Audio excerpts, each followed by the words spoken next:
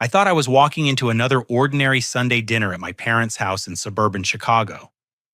The smell of my mother's pot roast filled the dining room as we gathered around the familiar oak table where I'd eaten countless meals growing up.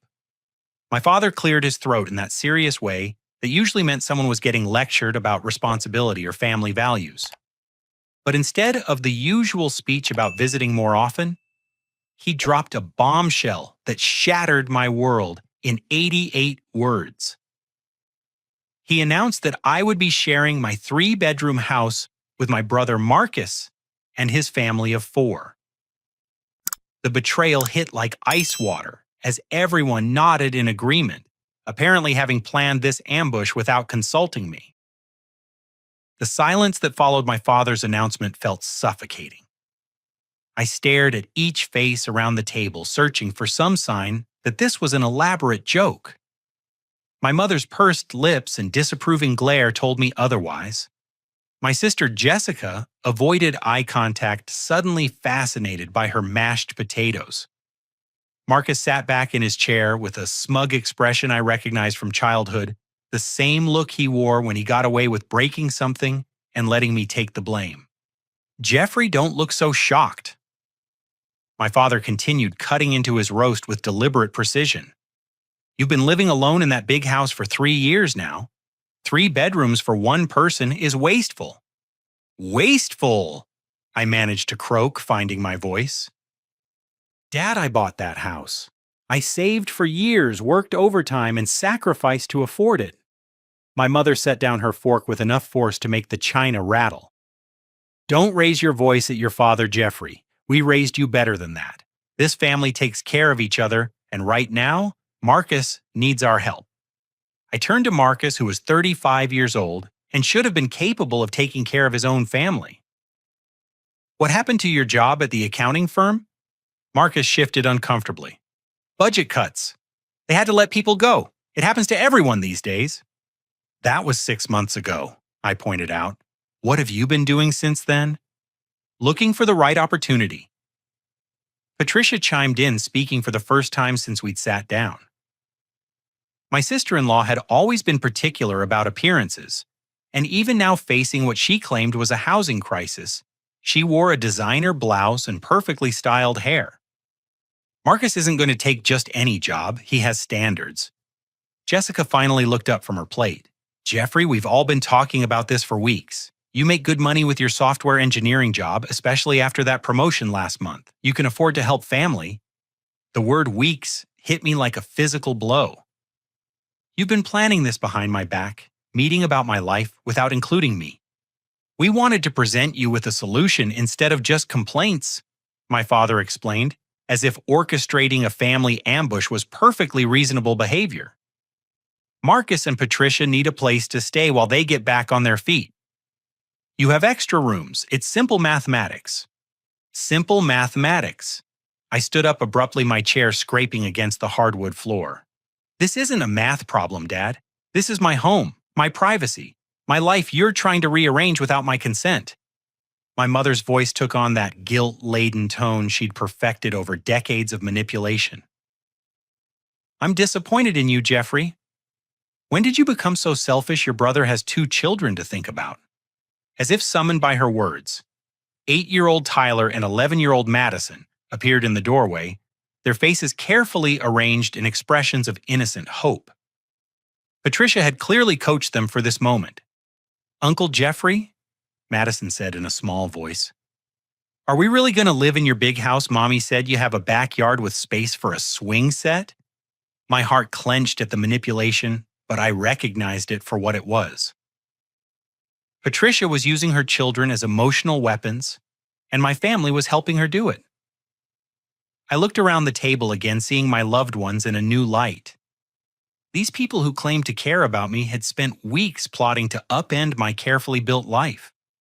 "The thing is," Jessica said, pulling out her phone, "we might have already mentioned to a few people that you agreed to help. The Hendersons from church know, and Mom told Mrs. Patterson from next door. Everyone thinks it's wonderful how you're stepping up for family."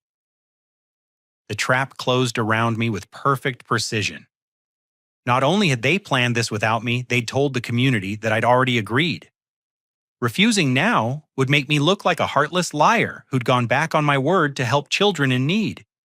Marcus leaned forward with false sincerity. Look, Jeffrey, I know this seems sudden, but we're family. We've always had each other's backs. Remember when you needed help with college tuition, Mom and Dad didn't hesitate. The comparison was so unfair it took my breath away. They'd helped me with tuition as parents supporting their child's education. This was completely different. This was emotional blackmail wrapped in family obligation.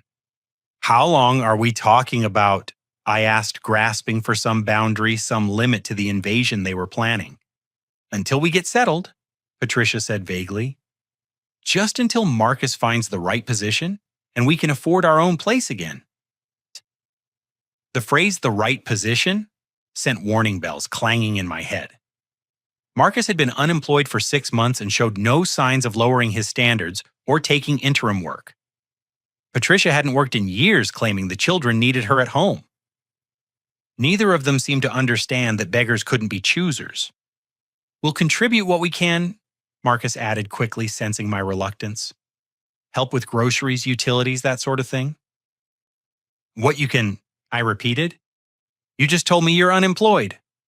We have some savings, Patricia said defensively. We're not destitute. But if they had savings, why couldn't they rent their own apartment? Why did they need to move into my house specifically? The whole story felt incomplete, like they were hiding something important. My father's voice carried the finality of a judge's gavel. It's settled then. Jeffrey will start moving their things next weekend. Patricia has already started packing. The presumption stole my breath. They'd assumed my cooperation so completely that they'd already begun the moving process. I felt like a defendant who'd just been convicted, without trial sentenced, without even being allowed to present a defense. As dinner continued around me, I sat in stunned silence, mechanically eating my mother's pot roast, while my family chatted about logistics.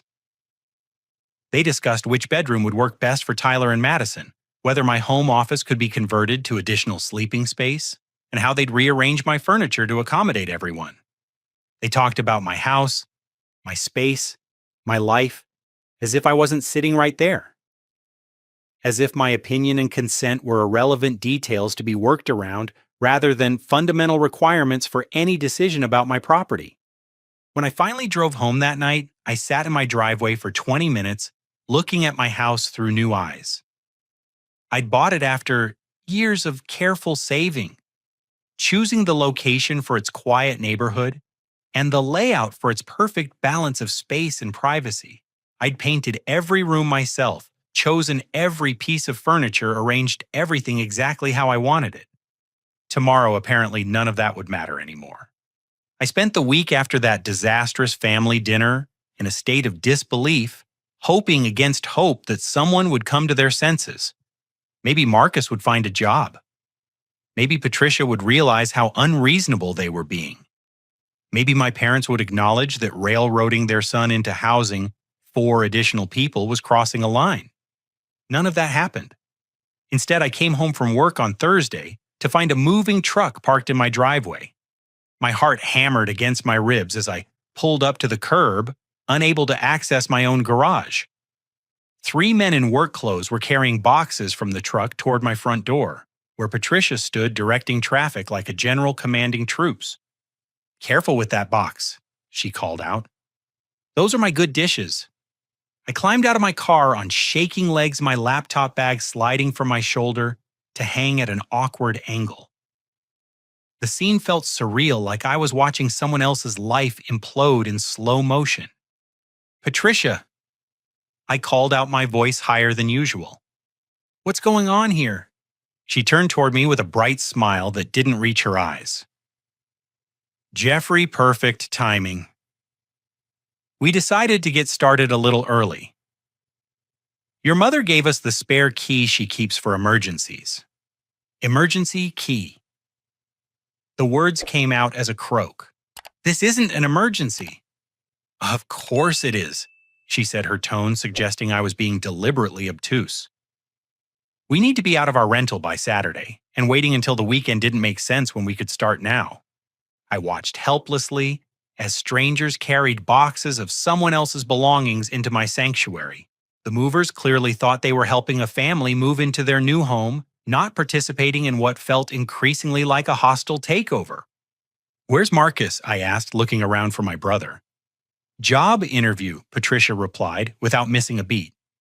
"Finally got a call back for a position that might actually be worth his time. Fingers crossed." The casual way she mentioned it like an afterthought made me suspicious. If Marcus truly had a promising job interview, wouldn't that change the entire timeline of their supposed temporary stay? I fumbled for my house key, needing to get inside and assess the damage. The moment I stepped through my front door, I stopped breathing. My carefully curated living space had been transformed into chaos. Tyler and Madison were racing through the hallway, their excited shrieks echoing off the walls. Cardboard boxes labeled kitchen stuff and kids' toys were stacked everywhere, blocking pathways and covering every available surface.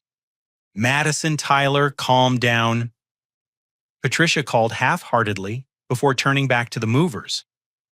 "The master bedroom is upstairs, first door on the right. Marcus and I will take that one." "Wait," I said, my voice cracking like a teenager's. "That's my bedroom." Patricia paused, one perfectly manicured eyebrow rising. "Jeffrey, be practical. Marcus and I need the space for our clothes and the attached bathroom for privacy. You're just one person. The guest room will be perfect for you." The guest room. In my own house, I was being demoted to guest status. I stood there speechless as movers carried a king-sized mattress up my stairs, grunting with effort as they maneuvered it around the corner toward my bedroom. My bedroom that would no longer be mine. "Don't look so worried." Patricia continued, misinterpreting my stunned silence as concern rather than horror. "We'll take good care of everything. I've already started reorganizing the kitchen to be more family-friendly." I stumbled toward my kitchen, dreading what I'd find. The sight that greeted me was worse than I'd imagined. Patricia had emptied my cabinets, throwing away food she deemed unhealthy and replacing my carefully chosen appliances with her own preferences. My coffee maker, an expensive Italian model I'd saved months to afford, sat in a box labeled Goodwill. In its place stood a basic drip coffee maker that looked like it belonged in a college dormitory. "I threw out all that processed food," Patricia explained, following me into the kitchen. "Growing children need proper nutrition. I hope you don't mind, but I also rearranged everything to make more sense. Your organization system was a little chaotic." My organization system had been perfect for my needs, developed over 3 years of living alone and knowing exactly where everything belonged. Now I couldn't find anything. My spice rack had been reorganized alphabetically instead of by frequency of use. My coffee pods had been replaced with generic ground coffee. Even my refrigerator magnets collected from various work trips had been removed and replaced with children's artwork and appointment reminders. "Where did you put my coffee maker?" I asked, trying to keep my voice level. "Oh, that old thing. It was so complicated, all those buttons and settings. This new one is much simpler. One button, perfect coffee every time." The casual dismissal of my belongings sent a spike of rage through my chest. That wasn't just a coffee maker, it was a symbol of my success, a daily reminder that I'd worked hard enough to afford nice things. She'd thrown it away like garbage without even asking. "Patricia, that was a $600 machine." She waved her hand dismissively. "Jeffrey, you're too attached to material things. This is about family, not fancy gadgets." I heard footsteps on the stairs and looked up to see Marcus descending, wearing a satisfied grin. He changed out of his interview clothes into worn jeans and a t-shirt that had seen better days. "How'd the interview go?" I asked, clinging to hope that he'd gotten the job and this nightmare would be short-lived. "Not what I'm looking for," he said with a shrug. "Small company, limited growth potential. I can do better." My heart sank. Marcus had just turned down employment while moving his family into my house.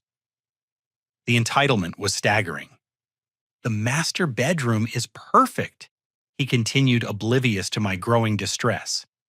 That walk-in closet will be great for Patricia's clothes, and the attached bathroom means we won't have to share with the kids. Marcus, this is supposed to be temporary, I said desperately. If you're turning down jobs, how temporary can it really be? He clapped me on the shoulder with false camaraderie. Don't worry, little brother. I'm being strategic. Better to wait for the right opportunity than settle for something beneath my qualifications. A few months here while I network properly, and I'll land something really worthwhile. A few months? The timeline kept expanding, and we hadn't even finished the first day. I watched Patricia direct the placement of their furniture in my living room, moving my couch to make room for their entertainment center and coffee table. My carefully chosen decor was being shoved aside to accommodate their preferences. Mom, where does this go? Madison appeared carrying a large framed photo of Marcus and Patricia's wedding. On the mantle, sweetie. Take down that boring landscape picture first. My boring landscape picture was the original watercolor I'd commissioned from a local artist depicting the view from my favorite hiking trail. I'd saved for months to afford it, and it held deep personal meaning. Now it sat propped against the wall, replaced by someone else's memories. The children treated my house like a playground, running from room to room without supervision. Tyler discovered my gaming console and immediately began pulling controllers and games from the entertainment center, scattering everything across the floor. When I started to say something, Patricia cut me off. Boys will be boys, she said with a laugh. Don't be such a worrywart, Jeffrey. Kids need space to be kids. But this was my space filled with expensive electronics and irreplaceable personal items. I wasn't equipped for children, didn't have childproofing, and certainly hadn't consented to becoming a babysitter in my own home. As evening approached, the reality of my new living situation became undeniable. The movers finished unloading and left me with a bill for their services, apparently assuming I was responsible for the costs. Marcus and Patricia disappeared upstairs to get settled in my former bedroom, leaving me with their children and a house I no longer recognized. I stood in my living room surrounded by boxes and foreign furniture, feeling like a stranger in my own home. Everything familiar had been moved, replaced, or discarded. Even the smell was different, a combination of unfamiliar laundry detergent and Patricia's perfume that seemed to permeate every room. My phone buzzed with a text from my mother. How's the first day going? I'm sure you're all getting along wonderfully. So proud of you for stepping up. I stared at the message, unable to formulate a response. How could I explain that stepping up felt suspiciously like being trampled down? That helping family was beginning to feel like losing myself entirely. Upstairs, I heard the shower running in my former bathroom, Patricia's voice, carrying through the walls, as she explained to Marcus where she'd put his clothes in my former closet. The children had claimed the family room cartoons blaring from my television, while they ate snacks that left crumbs on my furniture. I retreated to the guest room, the smallest bedroom in the house that was now supposed to be mine. My clothes hung awkwardly in the narrow closet, and my personal items looked foreign on the unfamiliar dresser. Through the thin walls, I could hear every sound from the master bedroom, where Marcus and Patricia discussed their plans for redecorating. As I lay in the guest bed that night, staring at the ceiling in my own house, where I was now a guest, I realized the invasion was just beginning. This wasn't temporary help during a rough patch. This was a complete takeover disguised as family assistance. And somehow I'd allowed it to happen without firing a single shot in my own defense. Friday morning arrived with the sound of children arguing, and Patricia's voice rising above the chaos, directing breakfast preparations in my kitchen. I stumbled out of the guest room disoriented in my own home, following the smell of bacon and the clatter of dishes I didn't recognize. Good morning, Jeffrey. Patricia chirped brightly, standing at my stove wearing a floral apron over her silk pajama set. I hope you slept well. I made breakfast for everyone. The kitchen bore no resemblance to the organized space I'd maintained for 3 years. Dirty dishes overflowed from the sink, sticky spots covered the countertops, and unfamiliar food items cluttered every surface. Patricia had apparently decided that cooking for 6 people required using every pan, plate, and utensil in the house simultaneously. I usually just have coffee and toast. I mumbled, reaching for the cabinet where I kept my coffee cups. Oh, those are gone, Patricia said matter-of-factly. I packed them away since they didn't match my dishes.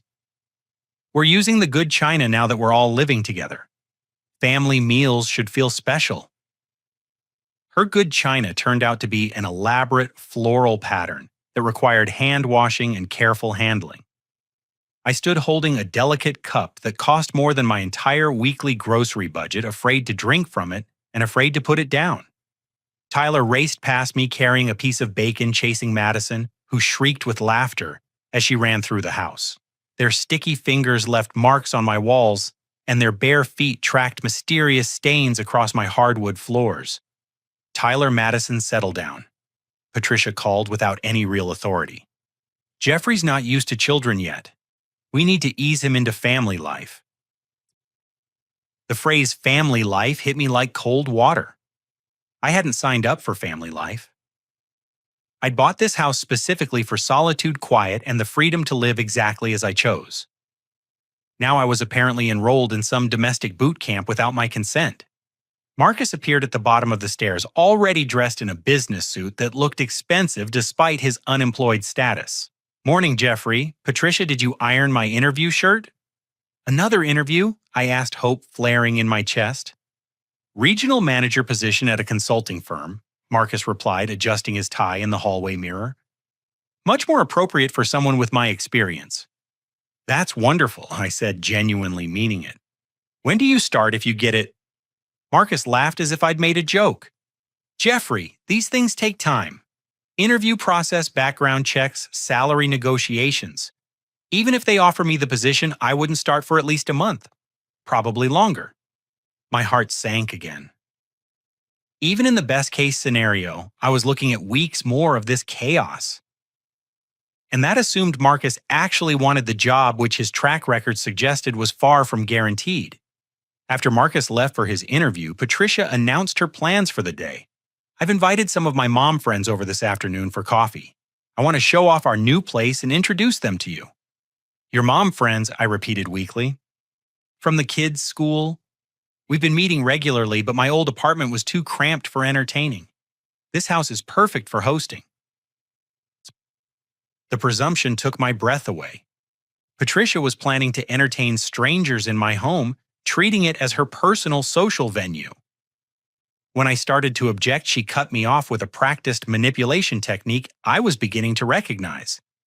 Jeffrey, these women are going through divorces, job losses, all kinds of stress. They need friendship and support. Surely you wouldn't want me to cancel on them. They're so excited to meet Marcus's generous brother. The guilt trip worked perfectly, as Patricia knew it would. How could I object to helping stressed women without looking heartless? She'd framed her social gathering as charity work, making any refusal seem selfish and cruel. I went to work feeling like a refugee from my own life, but at least the office provided 8 hours of normalcy.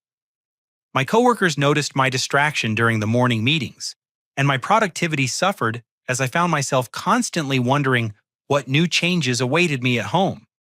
Around noon, my phone buzzed with notifications from my home security app. I'd installed cameras several months earlier after a spate of package thefts in the neighborhood, but I'd forgotten about them during the chaos of the invasion. Now I watched in real time as Patricia moved freely through my house, rearranging furniture and decorating for her party. She'd moved my reading chair to the basement and replaced it with a love seat from their old apartment. My coffee table, a solid oak piece I'd spent weeks shopping for, had been pushed against the wall to make room for her glass and chrome monstrosity. Even my book collection had been boxed up and replaced with Patricia's romance novels and parenting magazines. But the security footage revealed something more disturbing than interior decorating. Patricia was going through my personal belongings, opening drawers and cabinets with the casual familiarity of someone who considered herself the lady of the house. She examined my mail-photographed documents from my home office, and even tried on some of my clothes, apparently checking sizes. I watched in horrified fascination as she opened my bedroom dresser and pulled out my personal papers, photographing my bank statements and tax documents with her phone. The violation felt obscene, like watching someone rifle through my underwear drawer while broadcasting it live. When I rushed home during lunch break, I found my house transformed into a social gathering space I didn't recognize.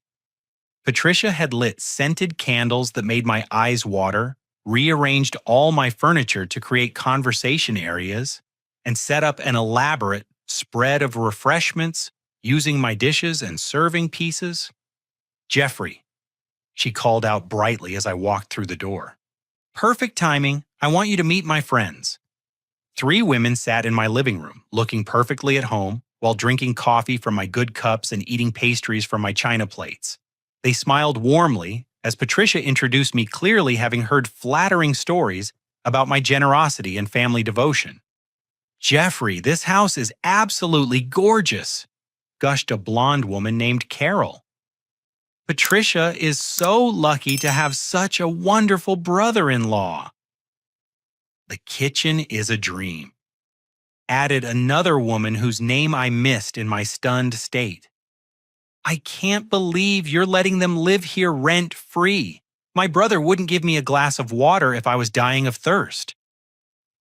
Patricia beamed at the praise, accepting credit for my generosity, as if hosting these women in my home was her right rather than her presumption. She gave them a tour of the house, pointing out features and improvements she planned to make, speaking about my property as if it belonged to her. "We're thinking of adding a deck off the master bedroom," she told them as they clustered around my kitchen island. "Jeffrey's been so supportive of all our ideas." I stood frozen in my own doorway, listening to Patricia make plans to modify my house without consulting me. When the women finally left, they hugged Patricia goodbye and thanked me profusely for my hospitality, as if I'd participated in planning their visit instead of discovering it in progress. "That went wonderfully," Patricia said, beginning to clean up the considerable mess. Carol mentioned that her ex-husband is in construction. "If we decide to move forward with the deck project, she might be able to get us a discount." "Patricia," I said carefully, "this is still my house. Any modifications need my approval." She laughed as if I'd made another joke. "Of course, Jeffrey. We're all family here. Everything we do benefits everyone." That evening, Marcus returned from his interview in a foul mood. "Waste of time," he announced, throwing his tie over my reading chair. They wanted someone to start immediately, work weekends, travel constantly. Completely unrealistic expectations. "Did they offer you the position?" I asked. "I didn't wait around to find out."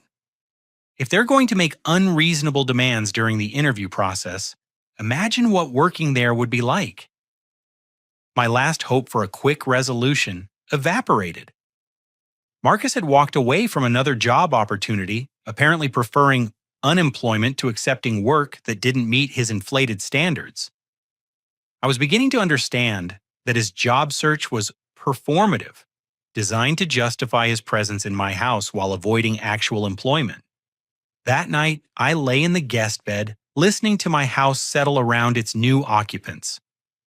Patricia's voice carried through the walls as she made phone calls discussing plans and projects that involved my property. Marcus's snoring rattled the windows, and the children's whispered conversations suggested they were far from sleep, despite Patricia's claims that they were tucked in for the night. My home had become unrecognizable, filled with strangers who treated my hospitality as an entitlement and my generosity as a given.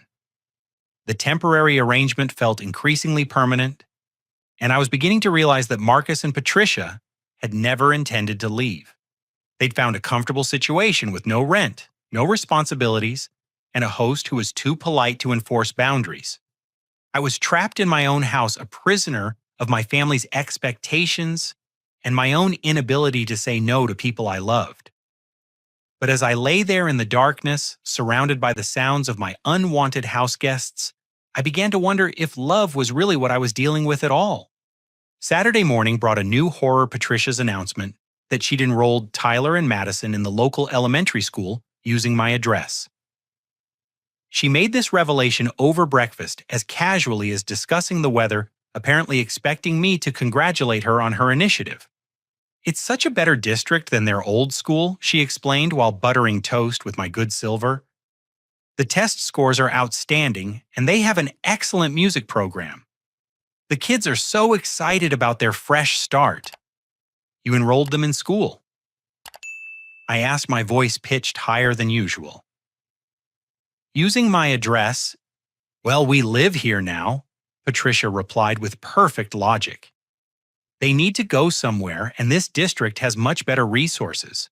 The counselor was so understanding about their family situation. She even fast-tracked their enrollment when I explained how you generously took us in during our difficult time.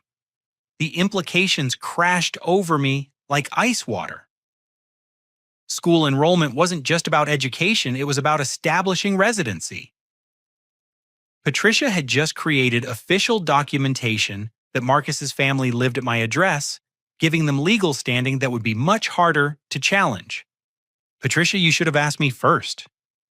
This creates complications with property taxes, voter registration, all kinds of legal issues."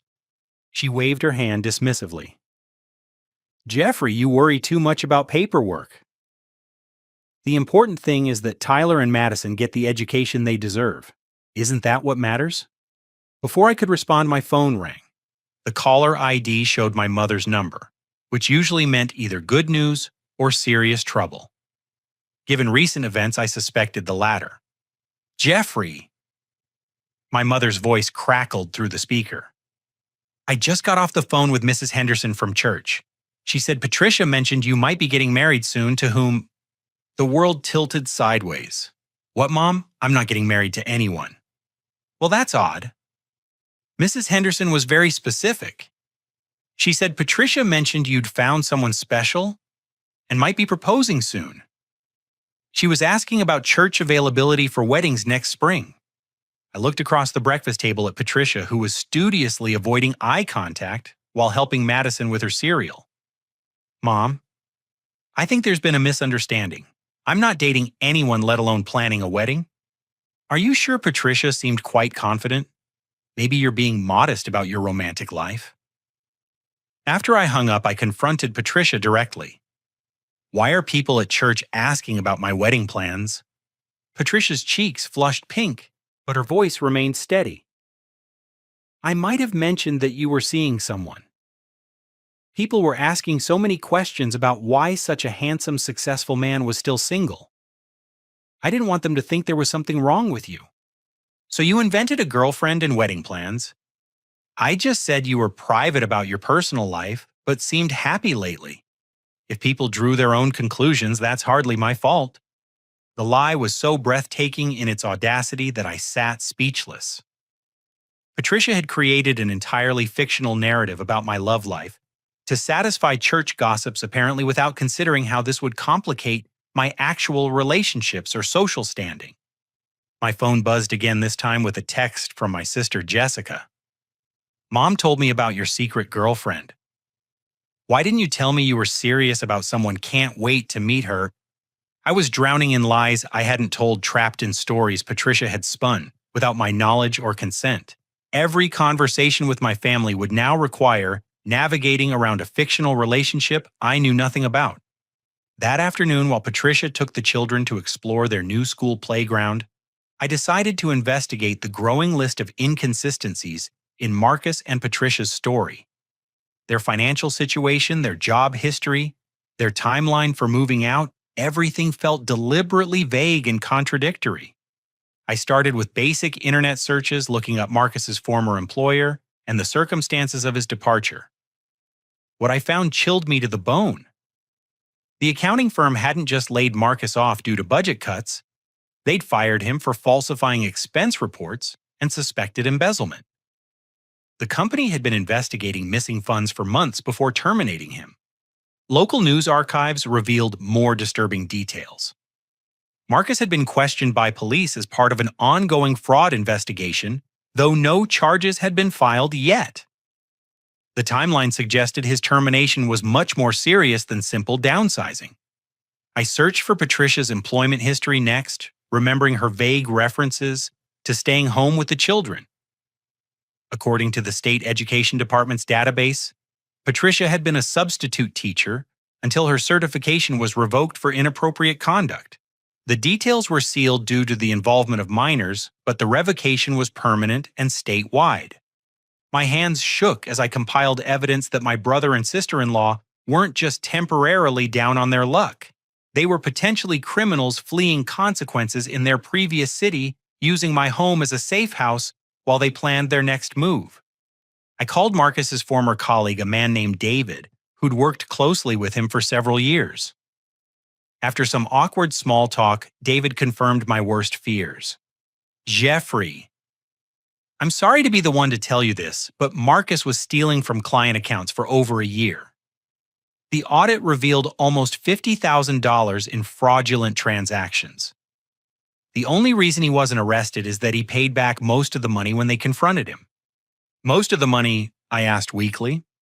There's still about $15,000 unaccounted for. The company decided not to press charges if he made restitution, but he never completed the payments. Word is they're considering turning the case over to the district attorney. I hung up feeling sick to my stomach. Marcus wasn't just unemployed, he was a thief hiding from criminal prosecution, and I'd unknowingly provided him with sanctuary, making myself an accessory to his flight from justice. My security cameras had been recording everything since they'd moved in, and I began reviewing the footage more carefully. What I found was worse than random snooping. It was systematic intelligence gathering. Patricia had photographed my financial documents, copied information from my computer, and even searched through my personal papers looking for sensitive data. But the most disturbing discovery came from audio recordings my security system had captured. Late at night when they thought I was asleep, Marcus and Patricia discussed plans that had nothing to do with finding employment or moving out. His credit is perfect. Patricia's voice whispered through my speakers. No debt, excellent payment history, substantial savings. We could open accounts in his name and he'd never know until the bills arrived. Too risky, Marcus replied. Better to establish residency first, get the kids settled in school, make it harder for him to kick us out. Once we have legal standing, we can start phase 2. Phase 2.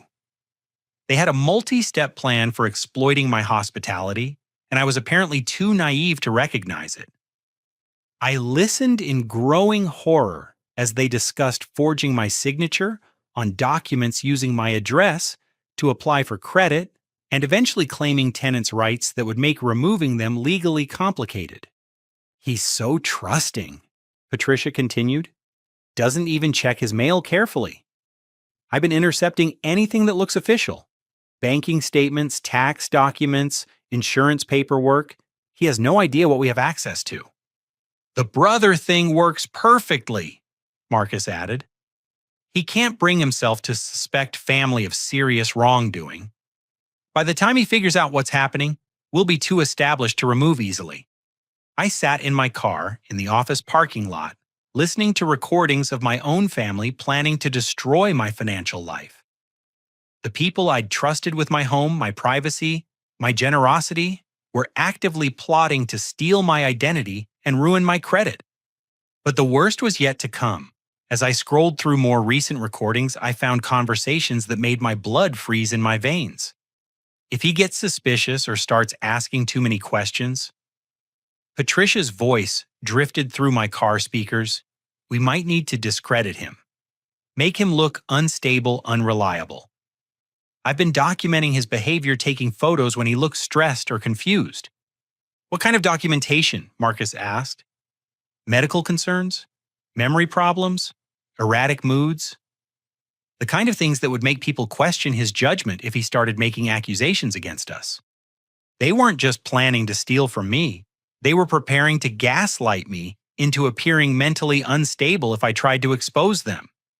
I was dealing with sophisticated con artists who'd targeted me specifically because of my family connection and my reluctance to suspect people I loved.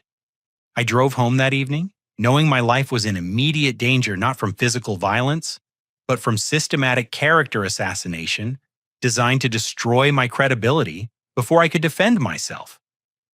Marcus and Patricia had turned my own kindness into a weapon, and they were preparing to use it against me with surgical precision. The invasion of my home had been just the beginning.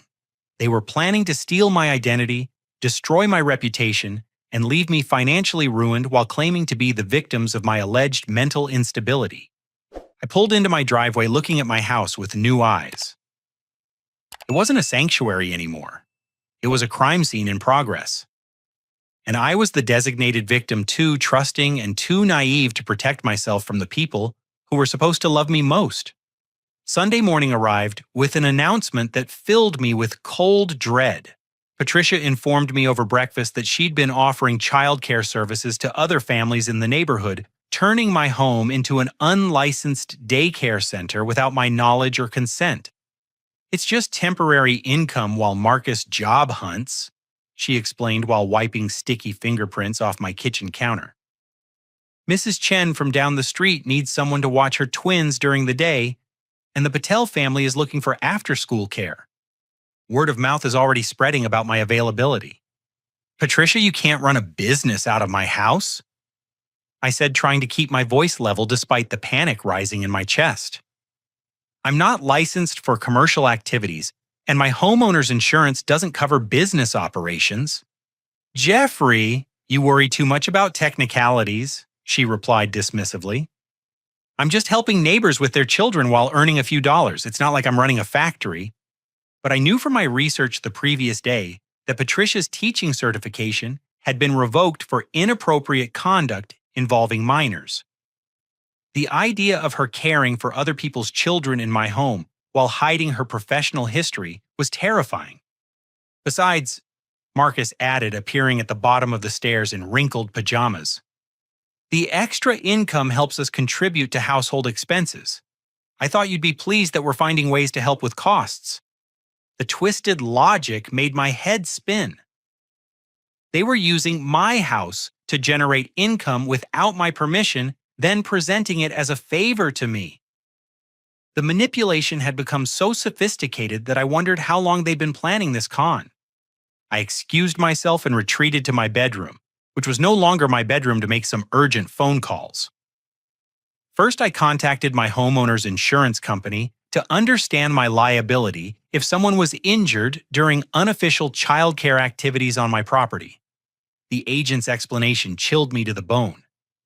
"Mr. Jeffrey operating an unlicensed daycare facility would void your coverage entirely.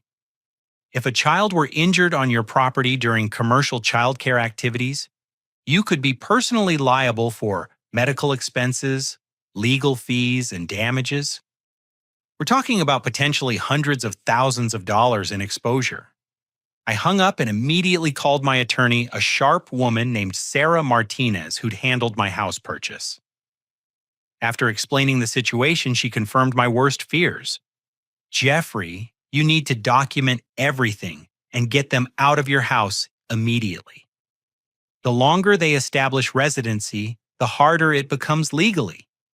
If they receive mail at your address, enroll children in local schools, and operate businesses from the property, they can claim tenants' rights even without a lease." "What kind of tenants' rights?" I asked, though I dreaded the answer. "In Illinois, anyone who can prove they've been living somewhere for more than 30 days has the right to formal eviction proceedings. That means you'd have to file court papers, wait for hearings, prove they're not legitimate tenants. The process can take months, even with perfect documentation." I was running out of time. Marcus and Patricia were systematically establishing legal footholds that would make removing them increasingly difficult. Every day I waited was another day they could claim deeper entrenchment in my property. That afternoon, while Patricia met with potential childcare clients in my living room, I took a different approach. I called a private investigator recommended by my attorney, a former police detective named James Morrison, who specialized in fraud cases. "Mr. Jeffrey Ian," Morrison said after I'd explained the situation, "what you're describing sounds like organized family exploitation, possibly part of a larger pattern. These people are professionals. Let me do some research and get back to you. Morrison called me back within hours with information that made my blood run cold. Marcus and Patricia had fled Phoenix 18 months earlier after pulling a similar scam on Patricia's elderly uncle. They'd moved into his home under the guise of providing care, then systematically drained his bank accounts and forged his signature on loan documents. When the uncle tried to remove them, they claimed he was suffering from dementia and filed for guardianship. The uncle died before the case was resolved, Morrison continued. Heart attack possibly brought on by stress. Marcus and Patricia inherited the house because they'd convinced him to change his will. The family suspects foul play, but there wasn't enough evidence for criminal charges. They killed someone, I whispered. They definitely contributed to his death through financial and emotional abuse.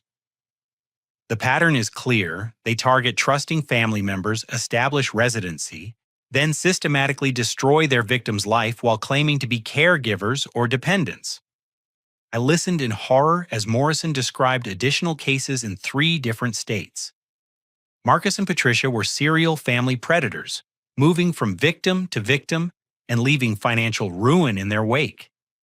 I wasn't their first target, I was just their most recent mark. The good news, Morrison continued, is that you caught on early. Most victims don't realize what's happening until they've been completely cleaned out.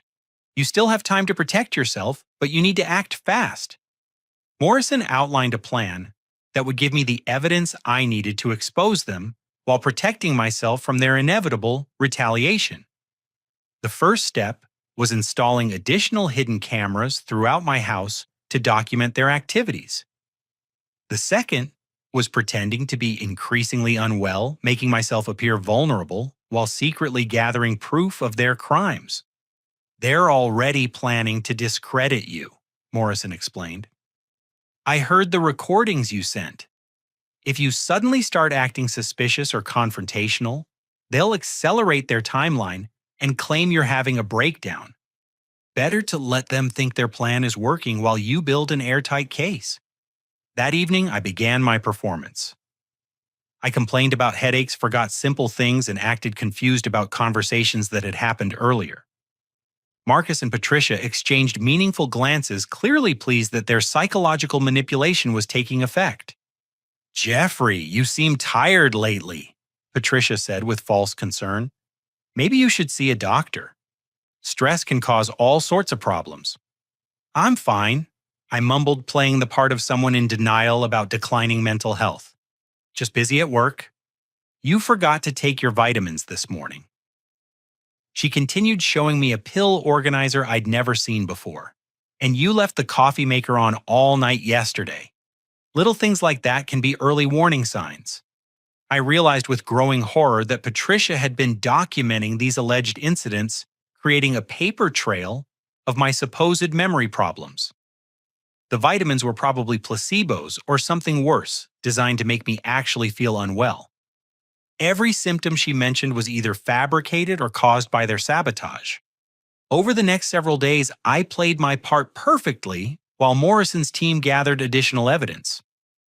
We discovered that Marcus and Patricia were wanted for questioning in connection with several elderly exploitation cases across the country. Their pattern was always the same: target vulnerable family members, establish residency, then systematically drain their resources while claiming to provide care. The most disturbing revelation came when Morrison traced their financial history. They had no legitimate source of income and hadn't paid taxes in over 3 years. Instead, they moved from victim to victim, living off fraud and identity theft while staying ahead of law enforcement. My house wasn't just temporary shelter. It was their base of operations for expanding their criminal enterprise. "They're probably running multiple scams simultaneously," Morrison explained during one of our secret meetings. "Credit card fraud, insurance fraud, identity theft. Your home gives them a stable address for receiving fraudulent documents and establishing credibility with new victims. I was harboring fugitives without knowing it, and my kindness had made me an accessory to crimes I couldn't even imagine." But Morrison assured me that my cooperation with the investigation would protect me from prosecution while helping to build cases against Marcus and Patricia. We're coordinating with federal investigators, he said. This isn't just local fraud anymore. They've crossed state lines multiple times, used mail systems for fraud, and targeted elderly victims. That makes it federal jurisdiction with serious prison time. As I lay in bed that night, listening to Marcus and Patricia discuss their plans through the hidden microphones, I felt a mixture of fear and determination. They thought they were winning, systematically destroying my life, while I remained oblivious to their machinations. But they had no idea that every word, every action, every crime was being documented by professionals who specialized in catching predators exactly like them.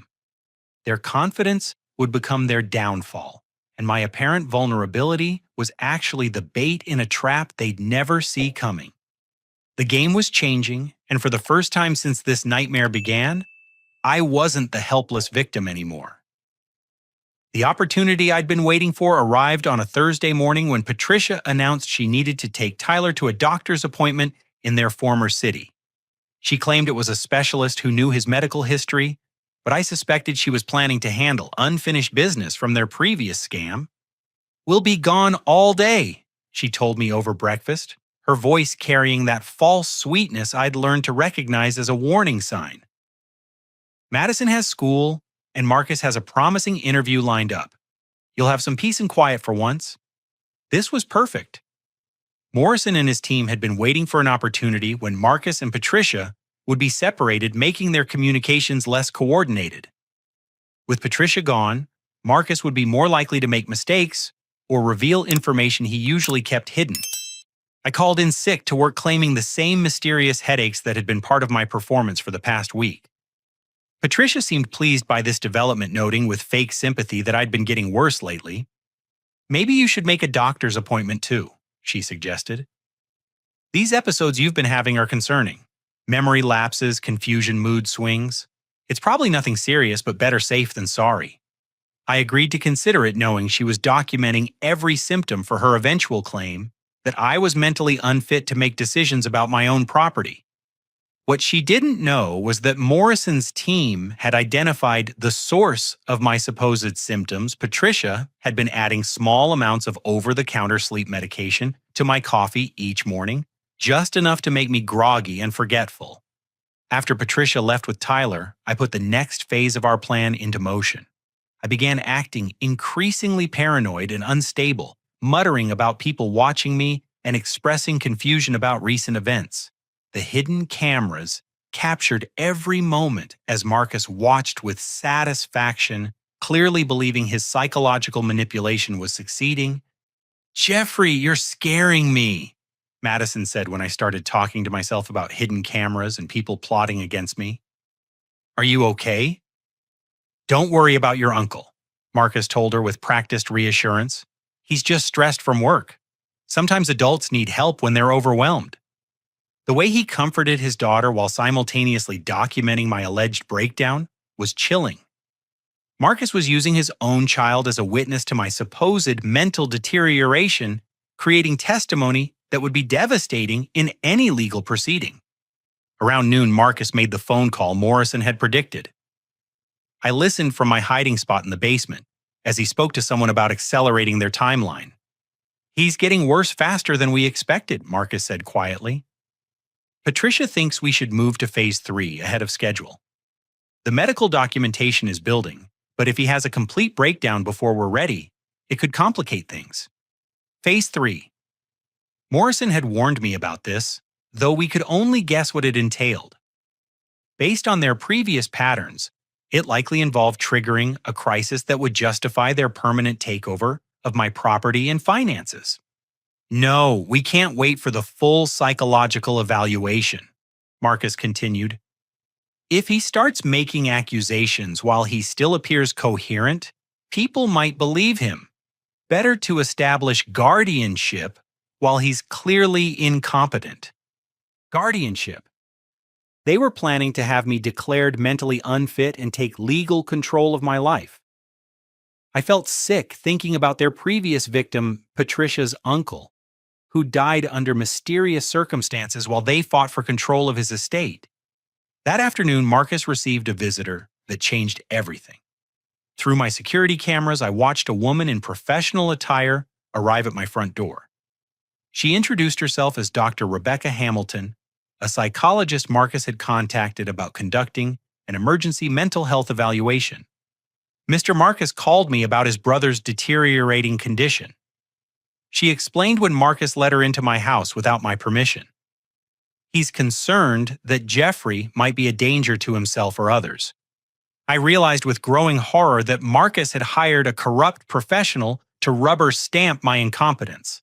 This wasn't a legitimate evaluation. It was a predetermined outcome designed to justify their legal takeover of my property. "Where is Jeffrey now?" Dr. Hamilton asked, looking around my living room as if she owned it.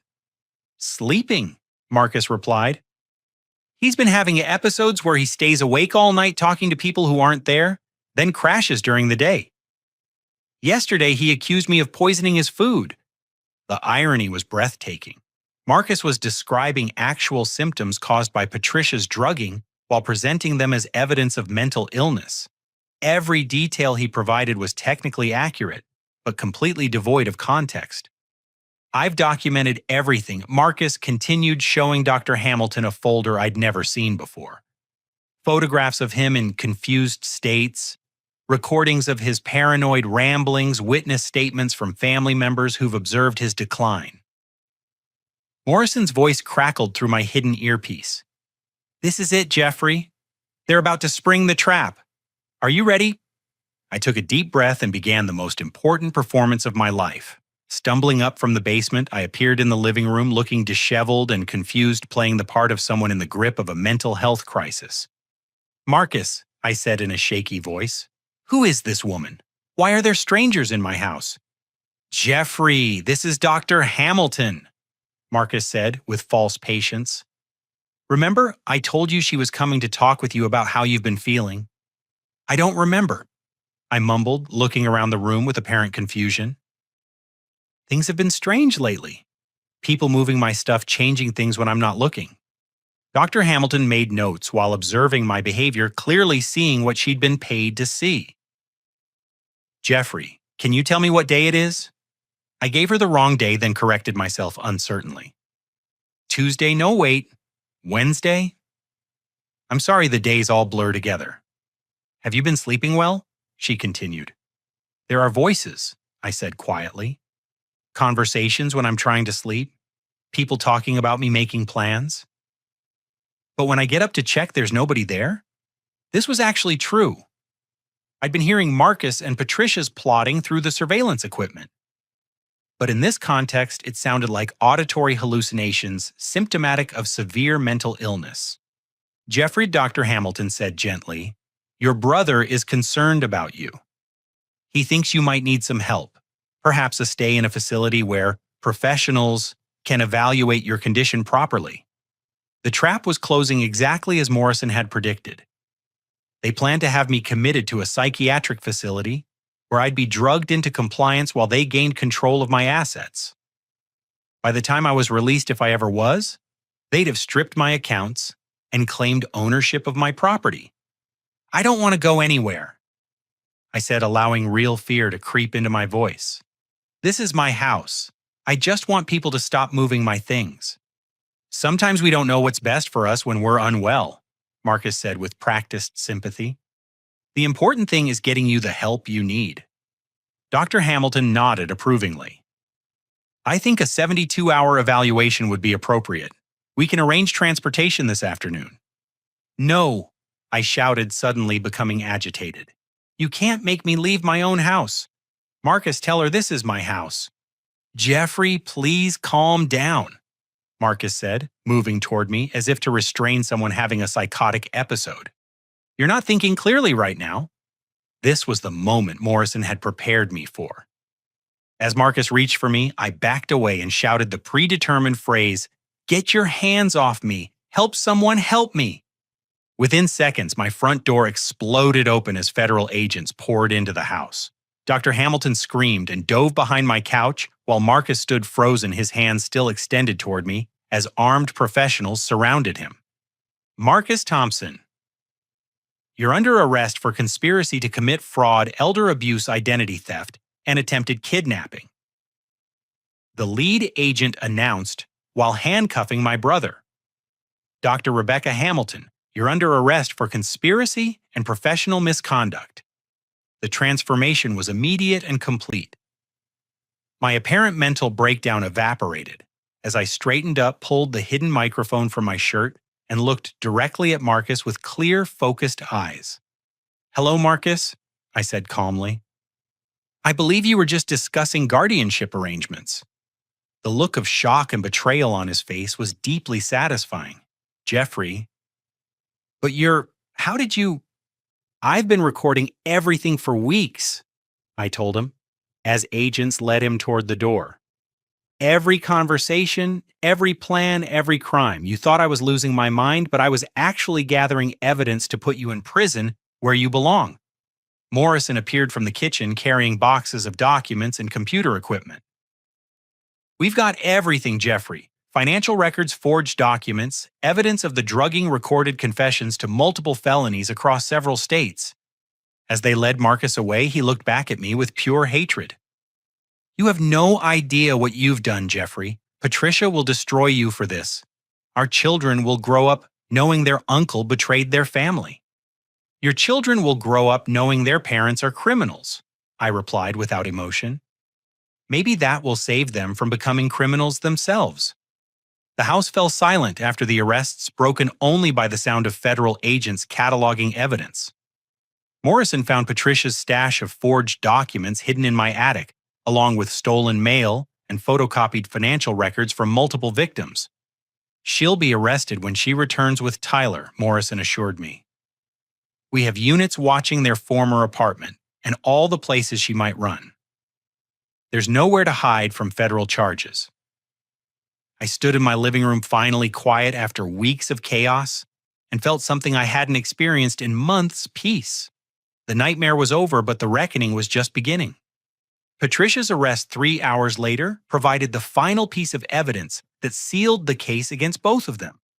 She walked into my house expecting to find Marcus celebrating the success of their psychological manipulation, only to discover federal agents waiting with handcuffs and a warrant listing dozens of charges spanning multiple states. "Where's Marcus?" she demanded, looking around my living room as if he might be hiding behind the furniture. "Where's my husband?" "Mrs. Thompson, you're under arrest," Agent Chen announced, reading her rights, while Patricia's face cycled through confusion, anger, and finally desperate calculation as she realized their con had been exposed. "Jeffrey, tell them there's been a mistake," she pleaded, switching to the manipulative tone I'd learned to recognize. "We're family. Whatever Marcus told them, he was just confused. He's been under so much stress lately." I looked at the woman who'd spent weeks poisoning my food, documenting fake symptoms of mental illness, and planning to steal my identity, and felt nothing but cold satisfaction. "Patricia, I've heard the recordings of you and Marcus planning my murder. There's no coming back from that." Her face went white as the implications hit her. They'd been so confident in their surveillance countermeasures, so certain I was too trusting to suspect family members of serious crimes. The reality that I'd been actively investigating them for weeks clearly hadn't occurred to either of them. Tyler, who'd been waiting in Patricia's car during the arrest, was immediately taken into protective custody by Child Services. The boy looked confused and frightened as social workers explained that he'd be staying with different family members while his parents faced federal charges. "Uncle Jeffrey," Tyler said as they led him toward the social worker's vehicle. "Mommy said you were sick. Are you better now?" The innocence in his voice broke my heart. Tyler and Madison had been weaponized by their parents, used as emotional manipulation tools, and trained to lie about adult behavior they couldn't possibly understand. They were victims too, just as damaged by Marcus and Patricia's criminal lifestyle as the people they'd scammed. "I'm fine, Tyler," I told him gently. "The sickness was pretend, like playing a game. The important thing now is that you and Madison are safe. Within 72 hours, federal investigators had unraveled the full scope of Marcus and Patricia's criminal enterprise. The evidence found in my house led to charges in 7 different states, connecting them to more than 20 victims over the past 5 years. Morrison briefed me on the investigation's findings in my living room, which felt surreal after weeks of treating it as enemy territory. They've been running this scam systematically, he explained, spreading case files across my coffee table. Always targeting family members who were financially successful but emotionally vulnerable. Always using children as manipulation tools. The pattern was consistent and chilling.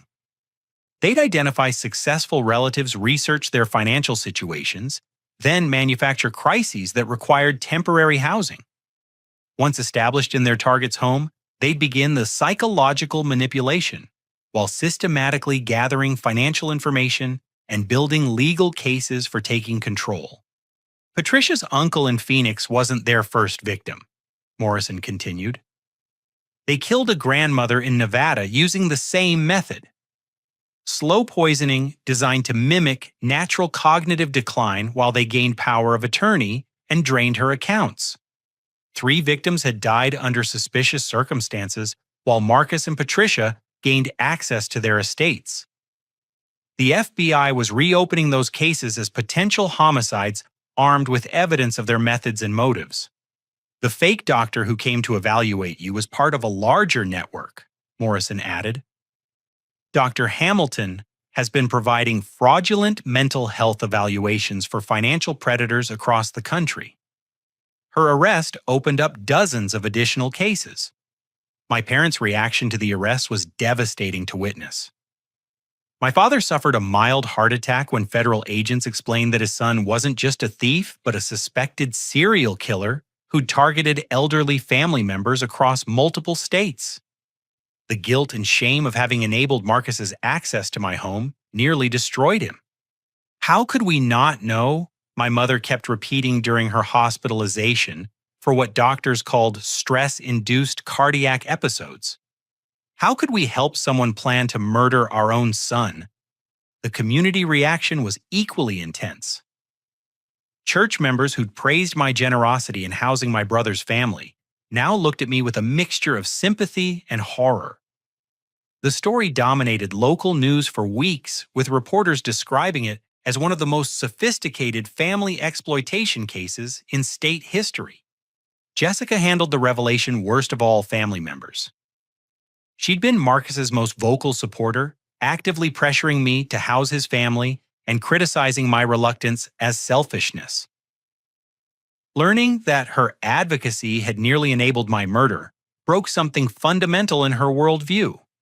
I kept telling you to trust family, she sobbed during one of our difficult conversations. I made you feel guilty for having boundaries.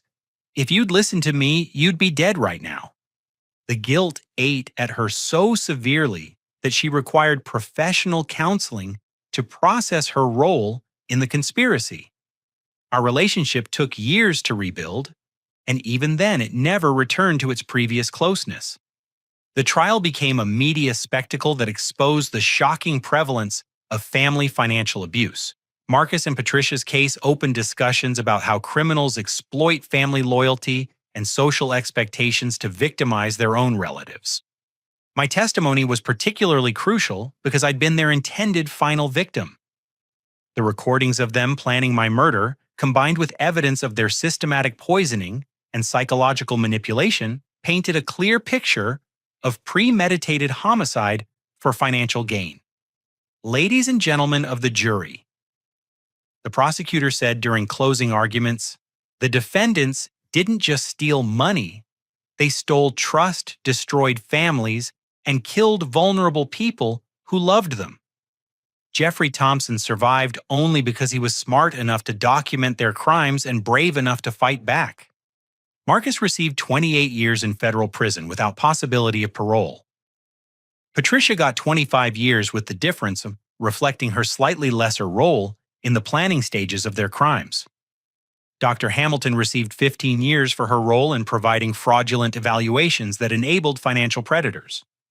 The children were placed with Patricia's sister in Arizona, a woman who'd cut contact with Patricia years earlier due to suspicious financial requests.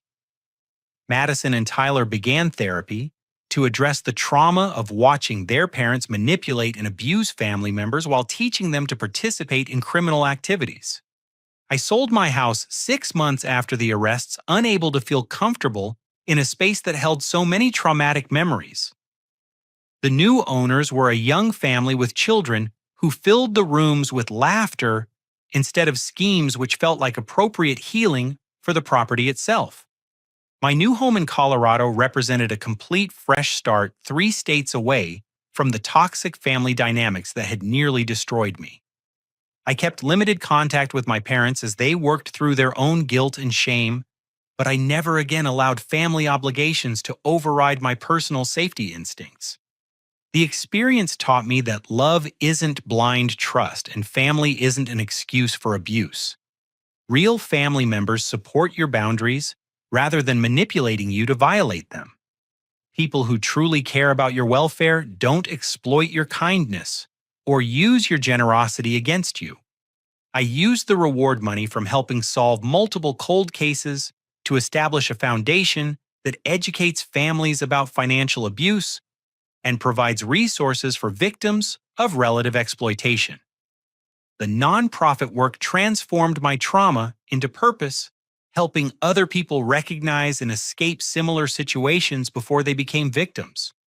3 years later, I received a letter from Madison, now 14 and living with her aunt. She wrote that she'd learned the truth about her parents' crimes and wanted to apologize for being part of their manipulation. Her therapy had helped her understand that she'd been a victim too trained from childhood to help her parents hurt people. I wrote back encouraging her education and emphasizing that children aren't responsible for their parents' crimes. Madison deserved a chance at a healthy life free from the toxic patterns that had defined her childhood. Tyler, now 11, was reportedly doing well in school and showing no signs of his parents' manipulative tendencies. The final chapter of this story came 5 years after their arrest, when I testified at Marcus and Patricia's parole hearings. Both had been model prisoners, participating in therapy programs and expressing remorse for their crimes. Their lawyers argued that they'd been rehabilitated and deserved early release. I opposed their parole applications not from revenge but from genuine concern for public safety. People who spent years perfecting the art of family manipulation and murder couldn't be trusted to reform after a few years in prison. Their victims deserved better protection than hopes and therapeutic programs. The parole board agreed, denying both applications and recommending they serve their full sentences. Marcus and Patricia would remain in prison until they were too old to pose a realistic threat to vulnerable family members. Standing in that hearing room, looking at the 2 people who tried to destroy my life while claiming to love me, I felt something unexpected forgiveness. Not for their crimes, which were unforgivable, but for the toxic family dynamics that had made their manipulation possible. I'd learned that forgiveness doesn't require reconciliation or trust. It simply means releasing the anger that ties you to people who hurt you. Marcus and Patricia would spend the rest of their lives paying for their choices, but I was free to build something better from the ashes of their destruction. Today I live in a beautiful home surrounded by mountains, working remotely for a tech company that values my expertise without demanding my soul. I have genuine friends who respect boundaries and support healthy choices. My romantic relationships are built on mutual respect rather than family obligation. Most importantly, I've learned that protecting yourself from toxic people isn't selfish or cruel. It's necessary survival, and sometimes the most loving thing you can do for everyone involved is refusing to enable destructive behavior, even when that means standing alone against people who share your DNA. Family isn't defined by blood relations or guilt-imposed obligations. Real family consists of people who genuinely care about your well-being and would never deliberately harm you for their own benefit. Everyone deserves that kind of family. and everyone has the right to create it by choosing people who actually love them instead of people who merely claim to. The scars from that experience will always remain, but they've become reminders of my strength rather than symbols of victimhood. I survived a calculated attempt to destroy my life by people who were supposed to protect me, and I used that survival to help others facing similar threats. That's not just justice, that's transformation. And sometimes transformation is the greatest revenge of all. Have you ever found yourself in a situation where family members expected you to sacrifice your boundaries for their benefit? How did you handle the pressure to help relatives who seemed to take advantage of your kindness? I'd love to hear your thoughts and experiences in the comments below. If this story resonated with you or helped you recognize similar patterns in your own life, please like this video and subscribe for more real-life stories about overcoming family manipulation and toxic relationships. Sharing these experiences helps other people realize they're not alone in dealing with difficult family dynamics. Thank you for listening to my story and supporting this channel. Remember that you have the right to protect yourself from anyone who tries to harm you, regardless of their relationship to you. Stay strong, trust your instincts, and never let anyone convince you that love requires accepting abuse. Until next time, take care of yourselves and the people who genuinely care about you.